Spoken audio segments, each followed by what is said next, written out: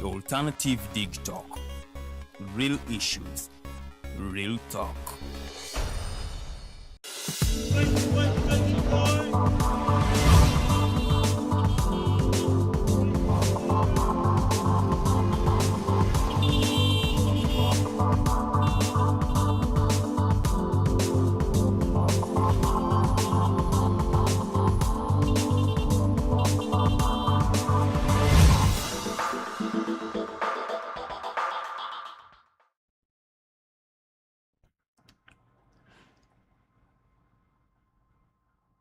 Tukulikeyo mukuwumula muko tuba tuyingidde ekitundu kyaffe ekyokubiri program The Mighty Drive katugenda tambulira ddala paka ssaawa 4 njagala okubajjukiza nti bannayuganda abaggyibwa South Africa ne batwalibwa ekyankwanzi baweereddwa akasente era ng'omukulembeze w'eggwanga ye yakabawadde miliyoni 2 basobole okubaako kye beekolerawo mu ggwanga lyattu Uganda ne babategeeza nti Uganda ggwanga ddungi nnyo liri secure okubanga ate basobola okukola business nezitambulira ddala nezigenda waggulu ate era it is a good starting capital kakati obuzibu Hassan nti miliyoni 2 zisinga 0 anti ndi mukulu ate era bw'oba obalabala mu miliyoni 2 zitandika ka South Africa miliyoni 2 you would rather baleme kubawa no agambe nti yabawadde transport allowance but not starting a business because bagaba sente meka mu kyoyogedde kinene wano wenyini twawakanya PDM abantu ne balowooza nti ffe tetutegeera nga bwe tuze tugamba Mwami Museveni tumugambye ebintu bingi ffe twawakanya okubaawo kw'ebitongole authorities Mwami Museveni n'agamba abo balabe baggwanga yafundikiddeyo kennyini yazikola ki yali muzizaayo mu minisitule gatoga tosobola kuteeka director muli n'omuwe miliyoni 3 ngono wa minisitule ali ku miliyoni 3 wabula nga obuyivu bwabwe bumu tekisoboka ojja kubaawo kyoli mukutta ne kati ffe buli kintu tumugamba kati olwaleero bizinesi za PDM so naye tuviiridde mu kalulu ze baasaanyizaawo mu gye bayita trade order. Yes zezo bizinesi ez'omudaala gwa chapati mandaazi bwokya enkoko ze ziri mu kakadde k'essente Uchitege? Ezo yogedezi ab'omu kibuga waneeno. No! Trade order teyali mu kibuga wano ne wange ejja. Kubanga waliyo omukyalo yakwata akakadde ke n'akagulamu embuzi. N'akola atya? N'alunda embuzi. Gwe kulunda embuzi okumanyi. Nkumanyi nze nakulira mu kyalo. Kati wakulira mu kyalo enunda eri enkadde y'omukyalo si bweri. Embuzi saa zino girunda ng'oginoonyaamu ssente si ze zino ezammwe ez'okugira. Ozimba ekiyumba. Nozirabirira noziteerawo n'omuddo gwe zinaalya kuba embuzi bw'eri omuddo guno omuto bwe guti erwala amawuggwe neddukana neefa okitegedde kati embuzi oba olina okiteerawo sisitemu ekola silage n'okusimba omuddo gwotema embuzi twatandika ozikolera silage yes oba onoonya mbuzi yakufunamu ssente si buno obubuzibuzi k'osanga mu kyalo nga kona ekikasingako obunene bwe busajja bwako bwe kati tuli ku mbuzi gy'onooteeka mu katale n'ogamba omuntu nti njagala emitwalo 5 nga gyagabala agakuma omukulu Kirunda njagala okutegeeza nti America eyavuddeyo ne advisinga aba citizens baayo obutajja mu Uganda era nga bagamba nti Uganda is insecure ekyokubiri Uganda mbu tulina ekirwadde ky'Ebola. By the way, bavudde ne bategeeza nti last case y'Ebola omuntu bamudismiss we no longer have Ebola in Uganda. I think that one ndowooza abakulu balina okukijjawo ekyo n'ensonga endala human rights violations. So nga bagamba nti Uganda twabadde mu nsi ndowooza nga 14 era nga Uganda mwetuli obutakkiriza bannansi baabwe kujja mu ggwanga Uganda. So I want to hear ensonga eyo gyogerako ki?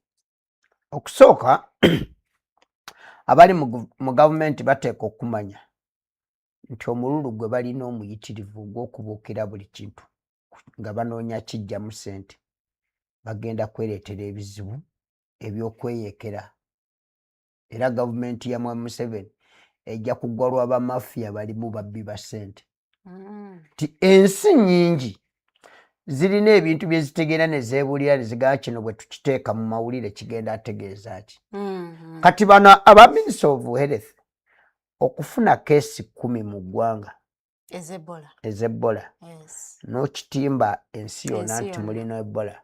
Ekisooka minisitule gy'osooka okutta ya tourism. Y'oba ogikubye ekigo. N'abantu bonna abajja okukola obusuubuzi wano bwonna oba obakoze ki? Minisitule ya tourism minisitule kuzimu ezisinga okukola ssente ze wandirowooza nti tuziteekamu capital mutono ate nga tufuna kiki? Kinene. Omuntu ajja okusasula $200 okulaba empologoma wali. Tagitwalako yadde akooya.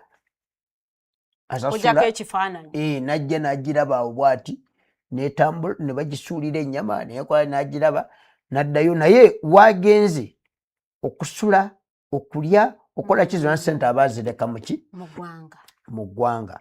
Buli lw'olangirira ekirwadde ng'Ebola nti kiri mu nsi direct eyo minisitule oba ogisindise. Naye era nalaba bannayuganda nga bagamba nti World Health Organization eri mu kukiwanika nnyo it is exaggerating the situation. Naye nti be bakikola ye yajja ku information ku ministry ya health yammwe. Bo tebatwala kintu kivudde mu institution nga kyakusaaga. Institution yaffe yakola ki? Yakola ensobi. Ye yakirangirira. Bwe mala okirangirira ababadde bagenda olaba World Cup bonna ne bateekako X. Nga tosobola America n'ekusaako kibbana. Ensi nga America okola statement eyo abantu tebakiraba nga kyakusaaga. Ye superpower yensi esinga biggest economy. Kitegeeza ensi erina abantu abasukkulumye mu byenfuna buli lwebanga eri egaana abantu abo okukyala mu nsi yammwe eba ebakosa kinene nnyo. Omumerika asobola okujja n'amalawo omwezi gumu ni bw'aba aleseewo $20 oba 3 kiba kinene nnyo ku economy yaffe. Ekyo kyokka kyoyogera abantu bangi nnyo abali mu bizinensi wano nga bakolagana n'Abamerika. Ate Amerika bwe kuteekako ekyo eba tekikoze nga Amerika yokka bingi nti Amerika superpower. Erina ensimpitirivu eziri emabega waayo. Begenda okuinfluence. Ng'era zitambula nayo ku kiragiro kyebeekoze ki? Kyebeeteeseewo. Kati kitegeeza nti omusajja ali mu kuggyako Abangereza, Abafalansa, Abajamani, Abakikati ogenda kudiiringa niwe wenkana byanfuna okusobola okugenda okubeera mu maaso. Kati naye ebyo byonna ffe tubikola ki? Ffe tubyereetera olw'okuba nti bano baba bategeera nti bw'owanyika nti tufunye Ebola World Health Organization erina obusente bwebegenda okukola ki? Okuwa. Kati bano babala buno obusente bwe bafuna mu World Health Organization ne batategeera kizibu kye batuusa ku ki? Ku ggwanga. Kati abo kirungi agenda okuboogerako era naye bw'obeera wano n'oyogera bw'oti ne bakitegeera nti bubbi bwa ssente bwe bwakireeta nga bakuzimbira kifayiro obadde ogenda kwokya ekibuga obadde ogenda kola eyo mafia group eyeetoolodde wali eri ku bubbi eyo gye nkugana Namboozi yayogeddeko eyateeka ssente zerina okusasula mu mabanka ze batubanja ne ziteeka ku akawunti z'abantu ate ne bazigalawo nazo. Kati abo woboogerako wadde iddu bategeera interest ya president gyayagala okuwulira nga bakuteekako nti oyo babadde nnyo ne babeesijayo baagala kusuula ggwanga. Yakimanyako nti Besigye agenda kukola bweti nga bakukima nga bakuteekawa nga baprotectinga obubbi bwabwe nga bubeerawo. Era kusoomoza kw'amaanyi eggwanga bwe kulina kati bodda ku human rights violation gye boogerako. Mu butuufu eggwanga eryagenda mu nsiko ne tuve mu by'ensiko ne tutuula 93 ne tuteekateeka ssemateeka n'atongozebwa mu 95 ng'alimu enkwata y'omuntu anaabazizza ng'omusango bwe banaamukwata.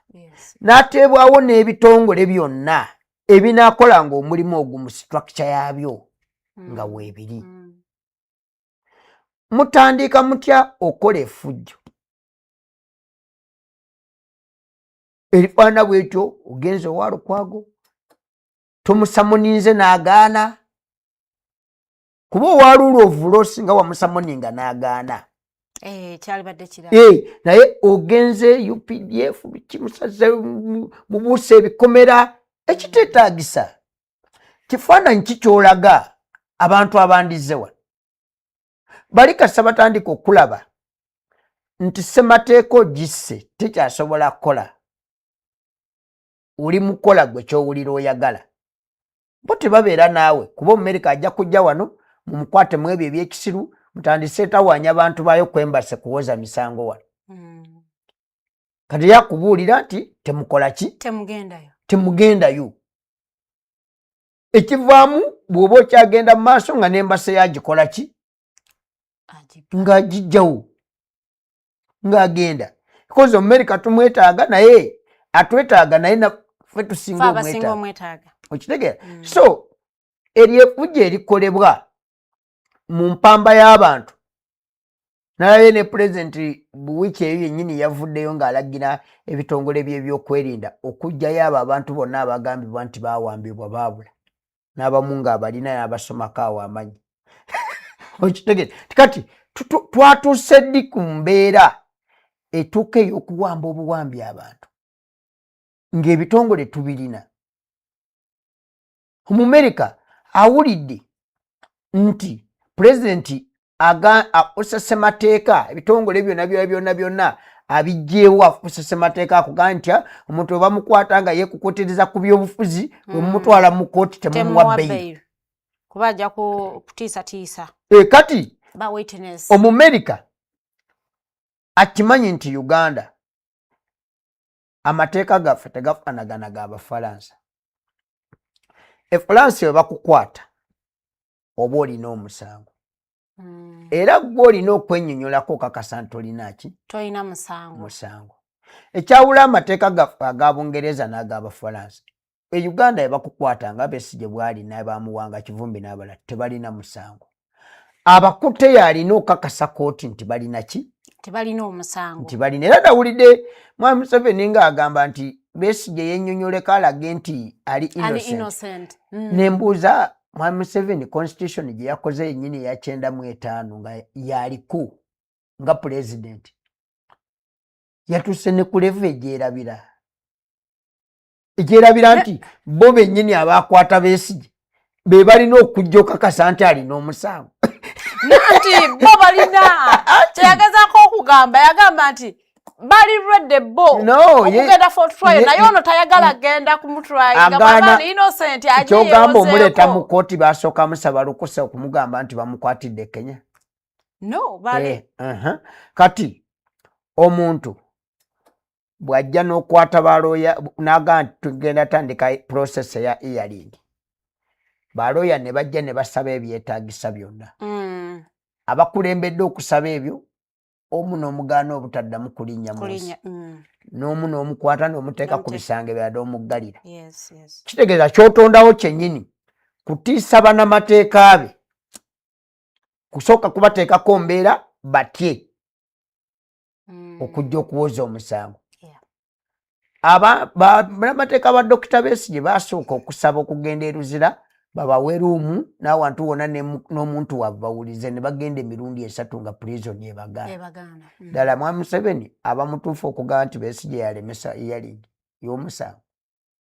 Mu bintu bwetyo ffe tutegeera nti bano ababbi abafere bateeka okuba waliwo obubbi bwe balina okutambuza naye nga Besigye babeera wabweru tebugenda kutuukirira nga bajja kuvaayo babwogereko. Nga bw'olaba wano Lukwago ngamba abantu nti Lukwago okugwako okuva Lord Mayor Nuupu teselebrating. Nuupu tewangulangako Lukwago wano. Lukwago bamafiya abali mu gavumenti abaayagala ebyokubba byonna nga Lukwago atudde wano abibalemesezza be baatuula ne babeera emabega wa Nuupu okugyawo Lukwago. Era kye baayagala kwe kuggyawo Lukwago bamukwate ng'ekifo kiri takikola ki? Takirina. Era olwa ffe twakitegeera nti bwe bamala okujja ku Lukwago bwa Lord Mayor bagenda mutwala wa? Mu bisango bwe bityo. Because Lukwago wano waliwo abafere bamafiya abo baali bagenda atunda owino eyo nga balaga bagenda eriyo kampani gye baali bagenda okuguzaawo mbwe egenda azimbawo gindi esinga mu East Africa obunene supermarket nga diiru eyo eriko ssente mpitirivu. Diiru eyo Lukwago n'agirinnyamu n'akuba Kayongo owa Sirowa eyali akozemu Owino kampani managing Owino gye bayita Sirowa. Era nga Sirowa ekkiriza bulungi nnyo wansi wa Kayongo ne ba mafia bagiri emabega nti wali bagenda agaba bafune ettaka we bazza Owino.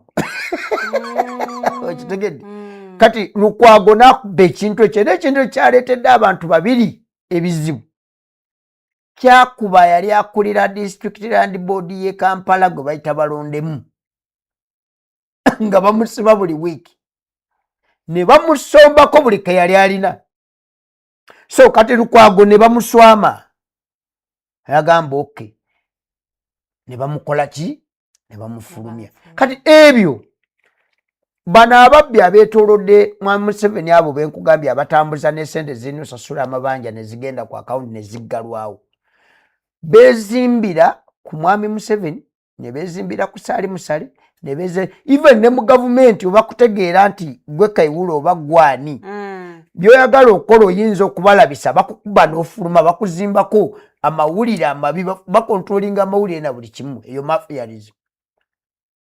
Eno mufe babala bubazi nti kati ntwese ya Museveni nti betugamba naye kati gwe mu keesi ya Besigye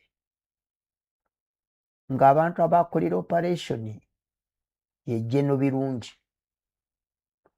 ali ku musango ogw'okutega bbomu ez'ekikwangala. Kati ebyo nkunyonyola America okugaana abantu bayo. Kati America ewulidde abadde akulira intelligence asobola n'okugenda mu game park n'atega bbomu neviiramu n'abantu ng'ate bazungu najja emunyonyo wano n'ategawo ne mu bibuga. Kati ye mu America aba asobola okulowooza nti wano mu America bw'abaawo abaseefu nga ebyo biva mu bakulira intelligence. So abamutuufu okusightinga insecurity. Yes, ndi kati omu America amanya amakulu n'amaanyi g'omuntu gwe bagamba nti yakulira ekitongole eky'ebyokwerinda ddala ekyokunoonyereza eky'obukeesi nga birungi kyabadde akulira. Kyokka ekikwewunyisa birungi oyo mwennyini atega bbomu mujulizi mu musango gwa Besigye era yali kuba akwata Besigye. Kati weebuuze omuntu alina amagezi agasobola okupanga ekintu ky'ekitipuli nti bateralist batulumbye afune ssente bukodyo ki bw'atasobola akola okuleeta omusajja ng'Orlando olwedde asasulwa okukola emirimu ye Orlando mukozi omuntu yena asobola omusasula nti jangu ntrainingire bano ngula bino. Kati kintu ekibalema okutuula n'oyo ne bamugamba nti wetuzimba ekintu kino na kino bwe kiti kireeta ssente bwe ziti ne bakulyetinga firimu yaabwe ne bayisawo byonna bye bakola ki. Kati intelligence kaseeyingira mu by'okunoonya ssente n'okulyetinga operation ezitaliiyo efune ssente byo byobadde olaba ba Nixon agasirwe misango gize Joan Kagezi afudde byobadde olaba mu kooti. Kati ebyo na teriiyo nsi etegeera eyinza kubiraba nga biri mu bitongole bya kwerinda ebyensi eyo neega nti awo waliwo security awo wabeera insecurity. Ate insecurity y'abantu endala bagipimira ne ku byenfuna. Mu Uganda mulimu ebitundu byotasobola kutambula ng'oyogera ku ssimu nga either bakukuba peva oba okukuba eŋŋumi amannyo ne gaggwawo essimu ne bagikola ki ne bagitwala.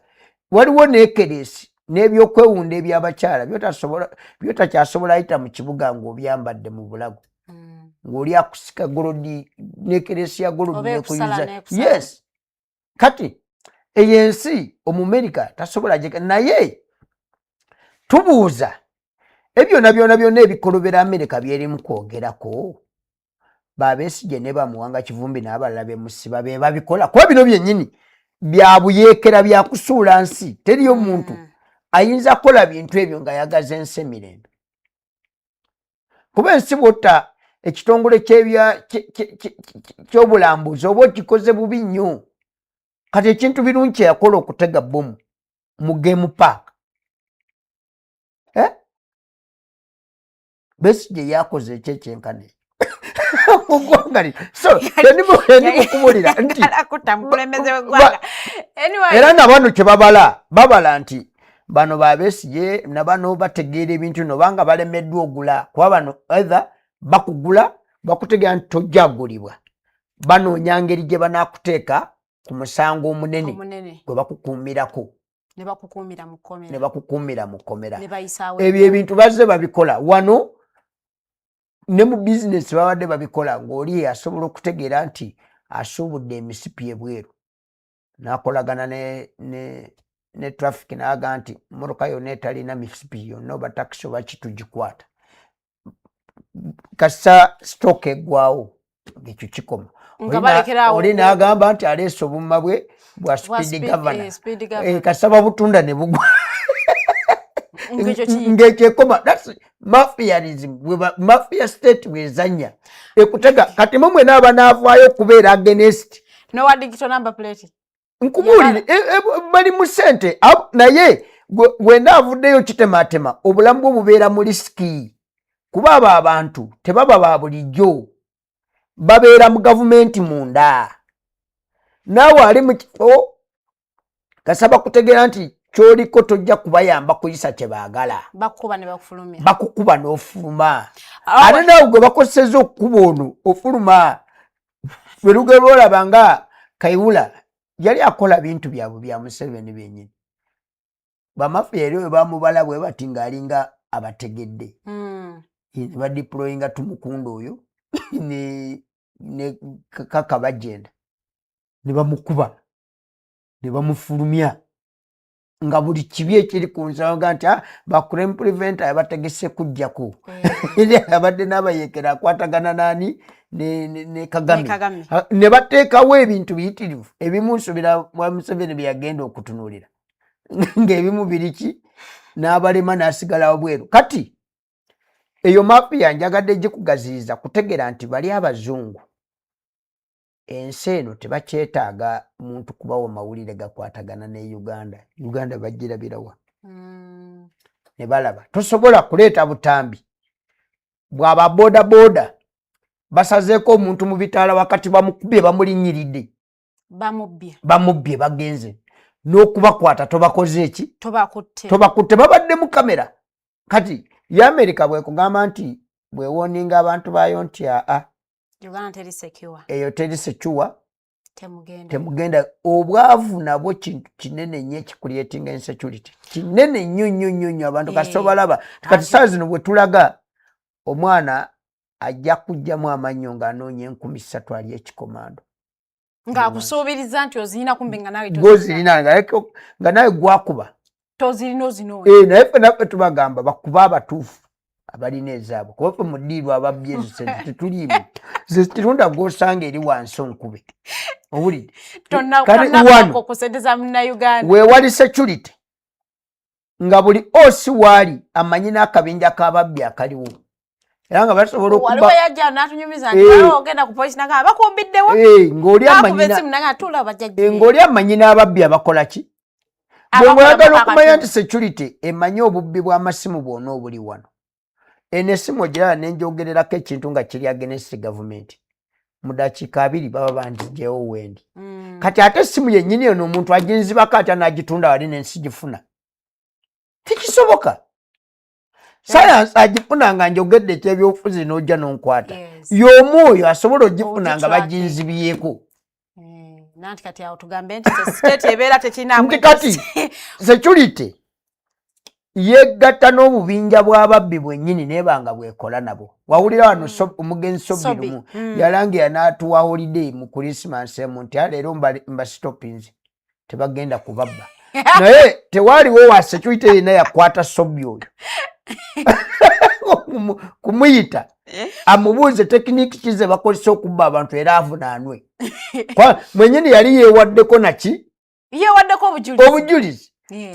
Nti so interest bw'eneebeera mu kufigitinga byabufuzi ne mutegeera nti kiki ekyali kigaanye okuva ku bazungu nti abazungu baawamba ensi ne bagaana okukomyawo obuyinza eri abantu obw'ebyobufuzi. Kati nammwe munajja mubasikire mukole kyekimu ekyo nga mufigitinga ndi munayagala muti ekintu kijja abasesetuka mu ngalo ate kigende bubi. Ensonga erina okukola yakuddamu ne mwekubiriza ne mumanya wawe tugenze obubi tutereeze.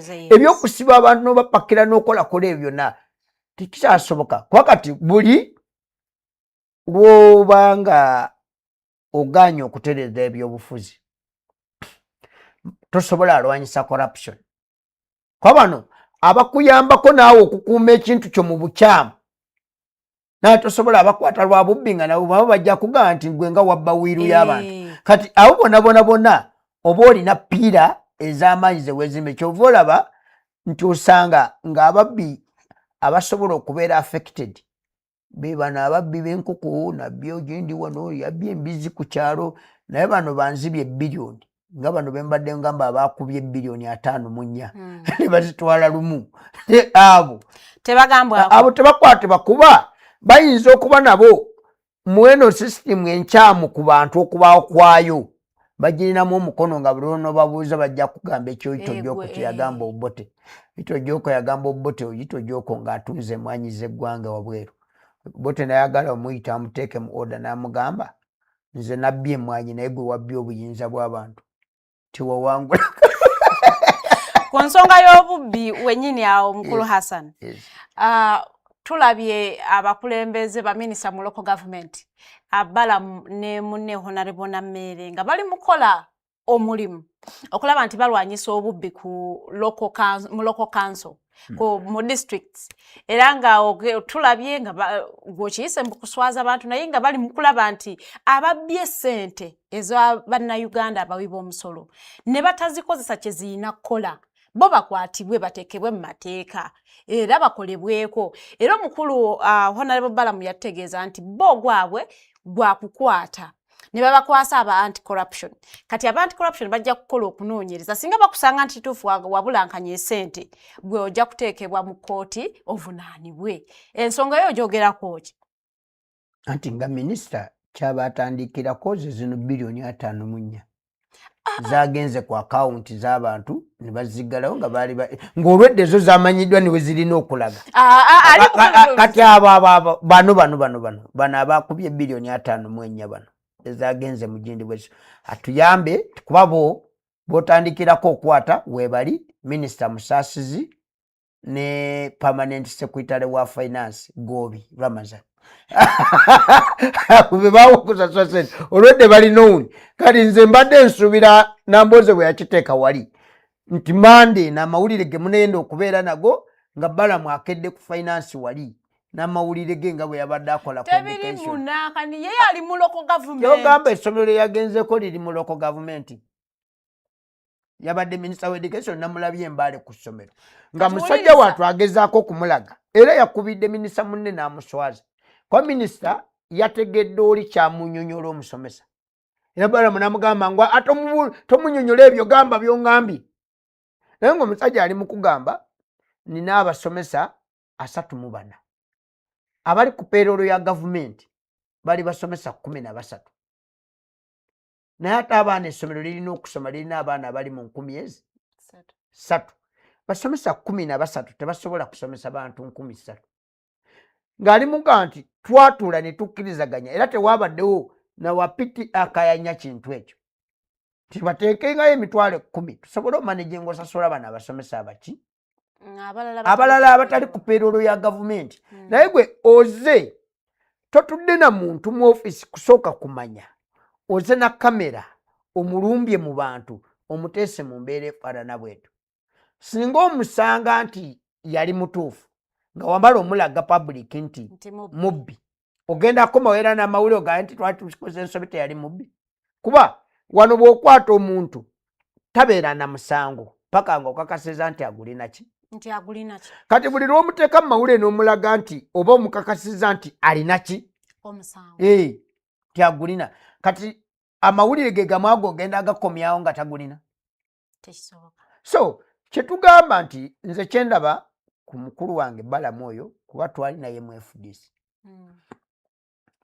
era naffe tumubanja Banja. yategeka ekivulu Besigye agabudde ng'ekibiina kimugambye akomyewo aleeteyo percentage y'essente ku kibiina bwe yasolooza ssente yabula guno gwaakatumulengera Mbale wawa kati gwe tokyali mu position emubanja kubanga tokyali mu FDC taleetanga ssente zaffe mu kiseera ekyo nali ate nali memba mu kibiina ate era nali nkakatibwa nze eri ebintu ebiri enajja nankumi nga nakati nkyabirinako yindi ng'obinako sse okugeza ezo ssente eza Balamu ze yatwala percentage gye twatumugamba tazireetanga ate ali mu kulwanyisa nguzi tumugamba ssebo nga tonnakwata bali sooka oleete zino nezaffe zikole ki zikomyewo kuba wali mu mulimu era Besigye ne ku kivulu wagamba ajja era n'akola ki najja kati bo bali be wategeragana nabo lwaki bo tewabawo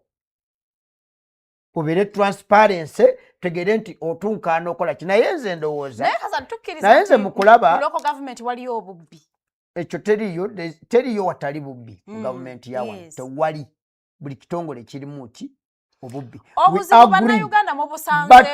obuzibu bwe tugamba twakola ssemateeka wa 95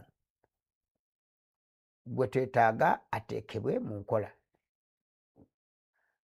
ssemateeka wa 95 n'abanga tateekeddwa mu nkola bye tuliko byonna tumala budde tikati omulimu gwa Nammere ne Balamu bayinza oba baagala nnyo ogukola naye basooke bagende baba training nga ba minisita tukimanyi bye babaddemu si byawo bategeere ministry eraaningibwa etya kuba ekiri mu batawaanya ssaawa zino ne ministry eyo nnene nnyo ku kapasite yaabwe kati nekye balina okukola ekituufu mu ministry nabo tebakimanyi kati batondawo embeera eyeefuula bize omanyi waliwo kabeere basambi ba mupiira asobola obeera mu kisaawe nga yeefuula akuba buli namba akuba namba 2 akuba naye nga namba gy'alina okuba entuufu yennyini gy'atamanyi mu kisaawe mwene mugaa omusajja apakasa nnyo yali mutemene abantu yakola bino naye nga yeebuzaabuza ekituufu ky'alina okukola takikola takimanyi kuba ssemateeka afuga minisitule ezo n'akola ebintu ebyo awa Balamu amulambika butya bw'alina okukola emirimu gye okitegedde Balamu ye omu tagenda afuka igigi Balamu mwennyini tagenda kubeera awo afuke DPP Balamu mwennyini oyo tagenda afuuka bitongole bya intelligence ebyo ebintu byonna baabimuwa nti buli kye yeetaaga awandiika n'abasaba obuyambi kuba lwaki ensi yatondawo structure ezo ng'ekimanyi baminisita ababiri tebasobola kulwanyisa bumenyi bw'amateeka mu ggwanga lyonna ggwanga liba ddene kati singa obeera mu nsi nga z'Amerika ezirina states ez'enjawulo oba ogenda kikola otya singa oba tokozeseza structure kuba nakino kyennyini tagenda kuba ng'obubbi bwe bumu buli e Mbale buli e Jinja buli e Kalamoja buli Arua buli e Rang'o buli Acholi ankole abankole n'abalabye batuziza n'olukiiko lwabwe ne bamuwoninga obutagenda no anti ye wabanga asobola agende eyo bamuwoninze ne bagamba bw'aba ayagala okumanya nze sigenda kubira muntu ngalo asuuza mubbi wa nkoko naye ng'owente tasobola amukwata ente emu eggula enkoko faamu namba ente egi ogitunda $5,000,000 ng'esobola okugula enkoko ez'emitwalo 2 empitirivu naye okimanyi nti initiatives oba projects za government ezisinga zifiira ku local government yawo ku district anti kati ndi mu kubuuza eno gye nkugambye eya Nambozi gye yabadde ayogerako $5,000,000 nayo yafiiridde mu local government katusooka tukiriringa kimu obubbi bwa wano bwona structure zayo era zinali ntunuulira nga bakutte ba Chris Ogbole mu parliament wali ne ŋŋamba naye government eyinza etya okwata Chris Obote n'abalala ne bateekaawo nereka permanent secretary wa Ministry ya Finance nereka de Minister wa Finance Matia Kasaija ne Musaasiza abaaliyo nereka n'abakulira Bank of Uganda kuba obwo obubbi tebusobola kubeera nga bubadde wa Chris Obote yekka buzimbibwa okuva mu Bank of Uganda sente gye zaava ne bujja mu Minister ya Finance ne butambula ne butuuka owa Adolf Mwesigye kati mbw Adolf Mwesigye ku sente ezo signatory ali wabweru bali basibe eyo gye balwanyisa singuzi eyo impunity eyo gye baliko kitegeeza mu system ngabo beekozemu omulimu nga balaba eggwanga libabuuza ebibuuzo bingi bye batalinaako ansa kwe kukulyetingawo era bwe mu byalimu bikyajjamu baminisita bangi nnyo naye kye baliko si kujjawo kino kudrivinga mawulire kudojinga bibuuzo bannayuganda bye bababuuza ebya insecurity eyo eriwo ebyokutyobola eddembe ly'obuntu ebiriwo ebyobubbi bw'esente obuyitirivu gye beetikkira mu bikutya kati ebibuuzo ebyo bwe biganyiddwa okuddibwamu ansa zaabyo ko bano kabakulyetinga na bino byolaba abantu bululu buwedde tebabutegeera biki ebyo kati kwe kutondawo mbu babbalamu bawa abantu essuubi eritaliyo bwolowooze bwe balumba tawuni kiraaka owe Manaafa mbwera kyagenda okola ki first of all weebuuze budget ya gavumenti egenda Manaafa ya sente mmeka weebuuze lwaki district ezisinga okubeeramu ne sente empitirivu ennyo bano size batandikiddemu Bulambuli ogenda Bulambuli gavumenti ereka sente mmeka embalala linnyayo bakubba engalabe eyo gitegeere leekayo omutwe tikati bano kye bapromotinga impunity tiwano waliwo ababbi abatakwatibwako n'abakwatibwa era okitunuulira nnyo nga tonnakigenda nayo kitunuulira nnyo ku eno saaga eyabadde ku Anita nga bamukuba omufulumya ekulaga bingi nnyo tife abategeera eri abantu be tuli mulaba nga batambula nga bwetaba impunity nga yabadde corruption nga teeka abamu bandi banaye mu kavuyo kano nga Musaasiza abadde minisita omubeezi owa Matia Kasaija bwe babadde bakuba Anita omufulumya mu mivuyo gy'abadde mu parliament nga ginvolvinga finance Musaasiza bapromotinze mupromoting n'afuuka cabinet minister buli obubbi abadde abukolera ku level kati babongeddeyo waggulu kyova olaba ye mwennyini nga bakamuwa obwa minisita yesi agenda okujja ey'esente zenkugambye eno sente bazikuwadde kusasula kitongole kimanyiddwa ayagala tugaa nti akawunti ya Africa Development Bank oba eya World Bank yabadde tazimanyi sente okuzisindika ku akawunti z'abantu nga tebazikuleetinze mu kiseera ekyo ne baziggyako n'akawunti ne baziggala kati yawo ne buuliza oyo mukwate bw'obanga oli ku nguzi bano bandibadde mu bifo ebyo tebakyalimu abo ababiri permanent secretary Ramazan Gobi musiraamu munnange oyo yandibadde musibe kati kino ekiriwo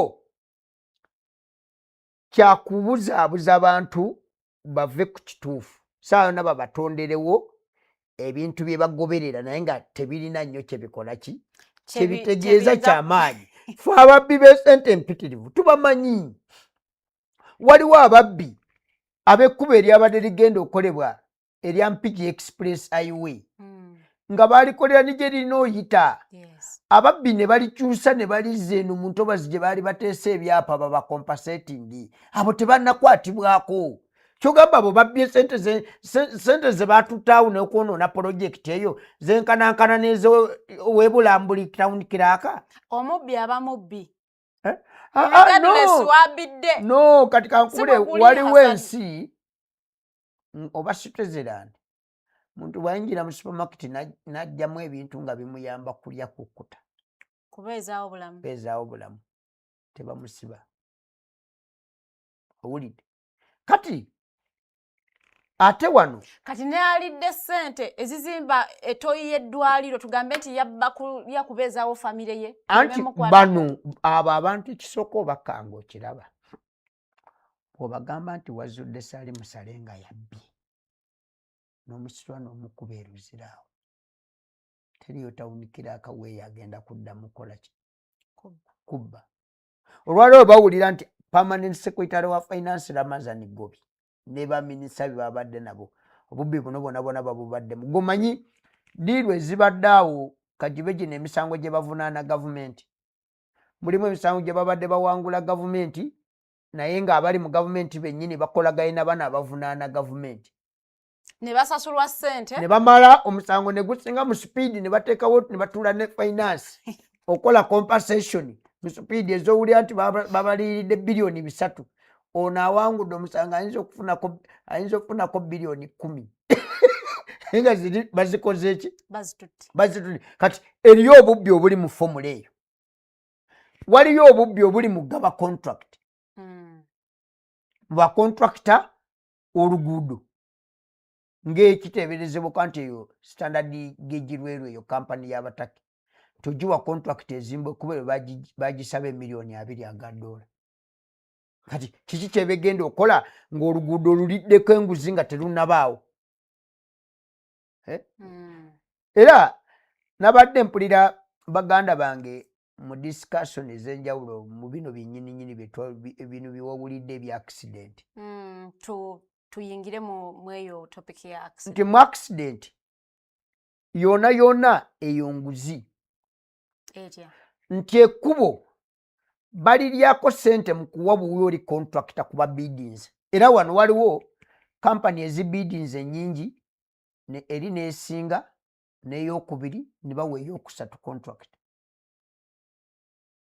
ng'eyokusatu gye bakoze eki gye bawadde ekyo tekiri na wala nnyo we babiddinga mu kuzimba eyo parliament kampani eyawangula bidi si gye baawa omulimu kyova olaba nti eyali egambye omala ekizimbe mu myaka 4 mu myaka 2 kati kigenda mu 10 kiri awo nti eyo nayo nguzi kati ekkubo lino lye babbye okuva nga bagaba bugabi contract ne balibba sumiti ne babba amafuta aganaalikolako ne babba malamu ne babba enkokoto osuubira otya okola ekkubo eriri ku standard eritagenda kukola bubwendi kuba ekkubo lyennyini amakubo ge Uganda gennyini bw'ogagendako gakyama n'emmotoka ezigatambulirako tezigenda ku wheel line wali kuzipima nazo zakyama tezikola wheel alignment ate zikola era n'okiteekawo awo emmotoka zonna oyinza ozigoba mu kibuga kati amakubo gennyini gali mu bubbi olisanga lyennyini teriteredde liri bweri ne litambulirako n'emmotoka eyakyama edda ne likolako n'abasirikale nga mentale bakyama kati bona aba traffic abaliko mindset yaba driving adda kuki kati ministry ya works omulimu gwabwe guliwa bona nti abantu abali enguzi bali ku level ya waggulu akuba essimu nga ebyaddala bayinginiya bano abaliko naye ayagala okusomesa abaana nga takyalina kyakola enguzi aba bagirwanyira tebagirwanyisa kuva wansi ensi ezigirwanyisiza Pedro Castro bw'alwana bakwata obuyinza ne bekkiriza bonna ecuba nti tebagenda kuddamu kulya nguzi era ku bajene abalwana ne kubaako jena yali enguzi ne bamuteeka wali ne bakkirizaganya nga bwe baakola ne bagamukuba bali ne bategera nti n'abalwanye n'omusajja ali serious ku nguzi kati wano waliwo enguzi nga gwe okwexposinga nti ogiridde baba tebakyakwetaaga mu system baba bakola mawulire kukolerako mawulire tekibeera mu mutima nti gwagikola ki kugirwanyisa kugirwanyisa nti kati enguzi etandikira ku kkubo nga terinaba era nalabye abantu nga bapininga b'amasomero fine ab'amasomero nga bwe nabagambye okusooka ne bannanyini bidduka ebyo bakyamu lwa nsonga nti education bagifuula ya kunoonya ssente si yakola service kyova olaba nti omuntu asobola okujja ku baana 25,25 buli mwana gwe kennyini jjayo kali kiweyitayo abaana babadde 218 nga buli mwana bamuggyeko 25,000 ziba ssente mmeka? Ssente mpitirivu. Lwaki tugenda mu ssente ze yakoze kubanga abaana naye era yabatutte 2 days 1 night. Kigatte 2018 milioni 5 mu emitwalo 5 milioni 5 mu 4 mu emitwalo mmeka? 5 kutwala abaana 2 mu mmeka? 18 oba twala ekapichorwa batwala ekapichorwa ennaku 2 n'ekiro kimu. Kati njagala kubuuza naawe mu kubaawo kwayo ekapichorwa gye batwala abaana education teri mu system teri mu ssente nga education si ebisente omwana omu okusasula oyingira wali asasula ssente bulambuzi bwawe ogenda wakusipi tiziba ssente nga 2,000 awo waliwo omwana gwe babadde bagenda osuza mu hotelo y'emitwalo 7 so kati niwe watunulidde basi engeri gye bagitiika abaana foomu ya bizinesi kunoonya ssente era obulambuzi kibadde ku bintu ebimu ennyo bano bye babbiramu ssente wawono n'aba batwala ekyina kyova olaba nti asobola n'okuteeka mu baasi kapasite y'abaana abatagenda mu baasi nosanga abaana 100 mu baasi erina okutiika abantu 82 babadde 118 ababadde mu baasi kati eyo nakye ndi mu kunnyonnyola nti bubbi bwaki na kufuula education kugifuula nti kintu kya kunoonyaamu ssente si kuwa saavisi nga bwe kyandibadde nti nakyo n'okijja kwabo abanoonya ssente n'okkiriza nti kale ne tudda ku ba traffic eyo baasi yayise mu bire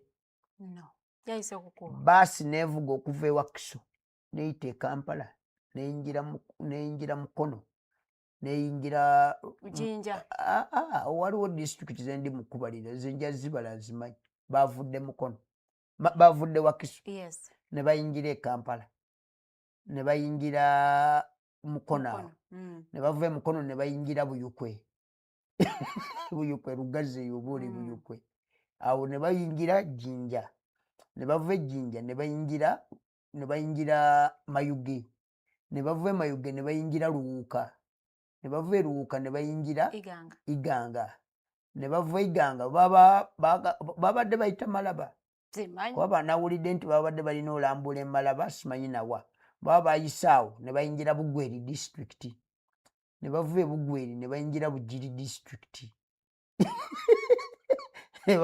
wonna nga tewali wa traffic nga tewali wa traffic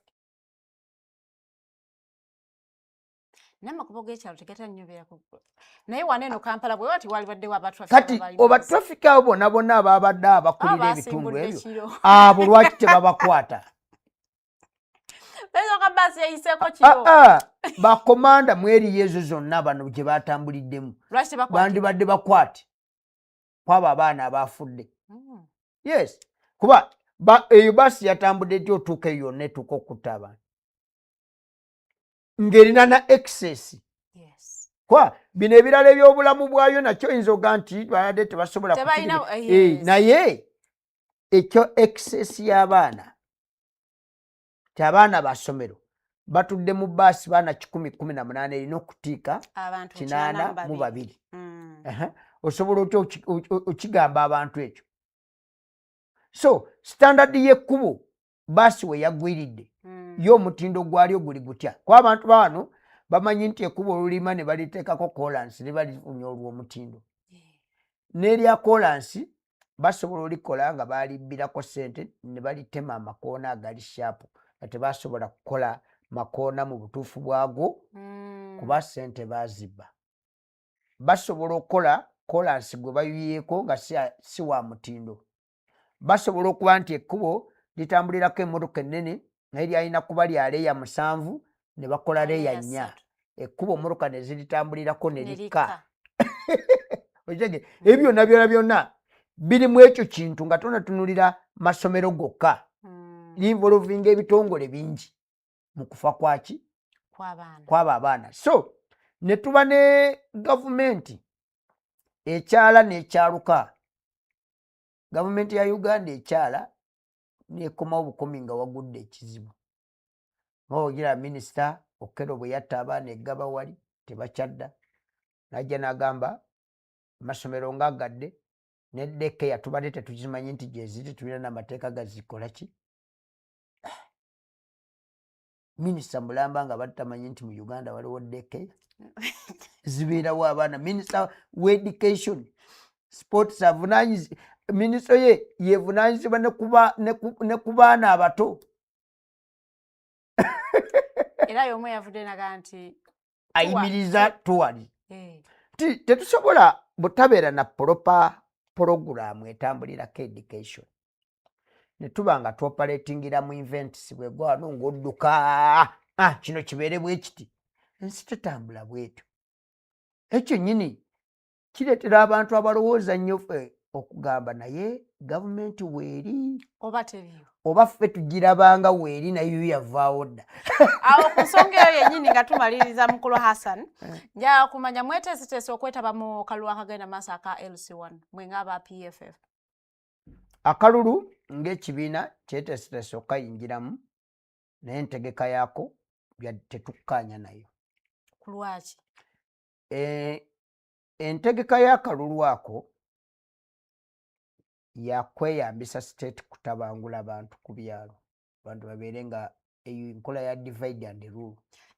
Ey'abantu okubeera nti buli kiseera tebasobola kukkiriza abantu kubeera bumu ku kyalo. Ni bw'oyagala okusomesa development mu nsi yonna abantu badevelopinga ekyosooka okukola ku uniting abantu. Kyova olaba abantu bagaggawalira nnyo mu bibiina by'obwegaasi. Ne networking. Kati olwaleero akalulu kennyini kakuyingirira mu ddembe lye ery'okusalawo kwani anaakukulembera. Kati ggwe waliwo taata wo muto ku kyalo nga naawe okkiriza nti tasobola kukulembera naye taata wo muki? Muto. Asobola oyimirira ku layini awo n'oyimirira ku y'omuntu omulala ku kyalo. N'abaana be nakibona mu famire bakala nti jini teyayimiridde kuwagira taata. No sigenda. Kati ekyo nkikuleetedde okukikugaziyiza nti oba tokkiriza nti asobola naye oleeta background ennene eya famire eyammwe n'ogamba abaana be n'abalala banandaba batya nti siyimiridde simusimbye mu mugongo. Waliwo omuntu nga ddala teyeesobola naye nga olina bye weetaaga omufunako ku kyalo okwo. Naye ng'akalulu kaba kakyama tokamuwa. Mwe kye mutaagala kye kino ekyokusimba layini. Kati okuyimirira omuntu emabega n'empalana y'akali akaggwa ekyaliyo ku byalo. Waliwo amaka gatakyebuuza olw'okuba tebaamulonda famire ne zeewalana. Kati era mu kalulu akakyamu ke waakavaamu akabwa pulezidenti akabaddemu violence ey'amaanyi. N'okulonda kw'ababaka nga n'abamu babalangirira babakukusiza bukukusa mu kutya. Era ebitundu tebinnatereera, tonateekawo mbeera eteekateeka bitundu ebyo kutereera, era obyongedde akavuyo akalala ate akabi ennyo ak'okusimba layini mu mugongo. Mu kintu ekikulu ennyo kuba bw'oba oyagala olwanyisa insecurity, ekintu ekisooka okukolebwako n'okusalirwa amagezi kutereeza bukulembeze bw'ebyalo. Kuba chairman w'oku kyalo abantu bayinza oba tebamanyi buvunaanyizibwa bwe. Chairman w'ekyalo kkooti ye esiba ekibonerezo ekitambulira mu weeks era wakusalira n'awandiika ebbaluwa ne bagitwala wa majestic tetuna mwasayiningako obusayinizi ne bakutwala mu prison nosibwa. Kyamani w'okukyalo ayina parliament tinabano abantu be bamulonda ne balonda abantu bamulonda ne bamuwa okujjuza olukiiko lwe tulonderako defense amawulire sekretary we vice we jako ebifo biringa 3 byatalondebwako. Waliwo ekyabavubuka kijja direct n'ekyabakyala kijja direct subira n'owabakadde n'owabalema beba abatuulako direct si abalonda. Naye abalala ate bw'amala obalonda alina okuyita olukiiko lw'ekyalo ne lwaprovinga bano abantu n'alaga nti twalonze abantu bwe era alubanjulira era lusobola n'obagaana mu mateeka bana parliament y'okukyalo eno emulonze yemulonda nti chairman alina executive n'aba ne parliament. Executive yeno gye bamuwa parliament yeyabano abatuuze b'okukyalo era ey'abatuuze b'okukyalo nayo kennyini emugoba ng'emaze omulonda. Kati olwo olukiiko lw'amaanyi nnyo mu kuleeta stability mu kitundu. Kati lwennyini w'olutandiikira mu mbeera ey'obutabangufu n'ekyalo kyonna ogenda kifuga emyaka 5 nga kitabangufu nga tewaliiwo kyonna kiba kyolungamiza nti tusobola okabaamu naye kafu era kacyamu. Kiki ekibeetabya mu kalulu akafu? Ensonga nnyingi nti emu nga tumaliriza yokka esembayo Mwami Museveni yaggala ebibiina bye ebyobufuzi n'olwokutaano twalina okusalira Juma kwedikooti waffe ne bayiwawo amagye nga tosobola kwakisesingawo. So olabanga wabeerawo chansi y'okola ebyobufuzi okubuulira abantu ebigenda mu maaso ke kaseera kokka ke muba n'abantu abeesimba ku kyalo ne mubabuulira mesegi yammwe ogyogera naki n'abantu. Era n'abantu baffe twabagambye obuteetaba mu bikolwa bitabulatabula abantu okubeera nga mwogera n'abantu beba tebakulonze sigalawo obeera awo tetutondawo mbeera yakola ki yakuleeta buvuyo. Naye kati buno obuvuyo bw'abano watandise n'obulaba mu kugaba kaadi zaabwe ez'abenyale nyini bakulagira ddala nti mentalite yaabwe ya buvuyo. Sibula abatulabye Mukulu Hassan abatulaba kambaagalize wiiki etandika ennungi tusaasira abo bonna abafiiriddwako abantu baffe n'ewaffe Busoga twafuna ekamuli kizibu kyekimu ng'ate balangiridde okuyimiriza entambula obutatambula ate eno neekola accident okitegedde minisita bamukola vote of no confidence bigambo byo Hassan amalusu ge tegasiba maaso kyo kitegeeza eyo ndowooza yo no kati gwe tewawuliranga eno baasi yagwa ng'ekiragiro kyabasanga batambudde ekyaddi yagwa ddi yagwa kiro ekiragiro kiyise misana bamukola vote of no confidence. Mubadde balabi balungi abatambudde naffe ku Mighty Drive y'olunaku olwaleero. Njagala okubeebaza mwebale commentinga mwebale kubeerako tusinkane mande ejja zigenda kubeera ssaawa 2 nga ntudde omukulu Kirunda Hassan ku nsonga ezijja okuba nga ate tuziromboddemu ng'agenda kuba nga azikubaganyako ebirowoozo. Wabula nze wano nkyaliwo nnyo tugenda sisinkana enkya ssaawa 2 tujja kubeera wano ng'era tutunuulira ensonga nga bwe zijja okubeera. Mbaagaliza olunaku olulungi ne wiiki etandise babeerere ya mirembe.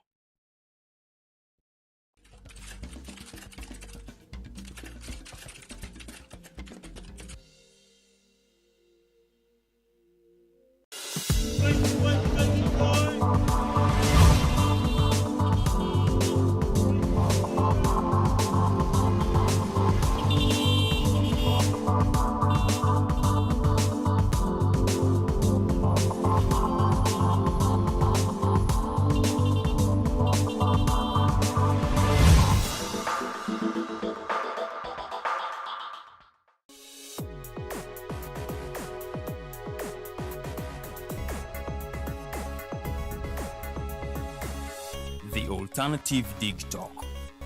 Real issues, real talk.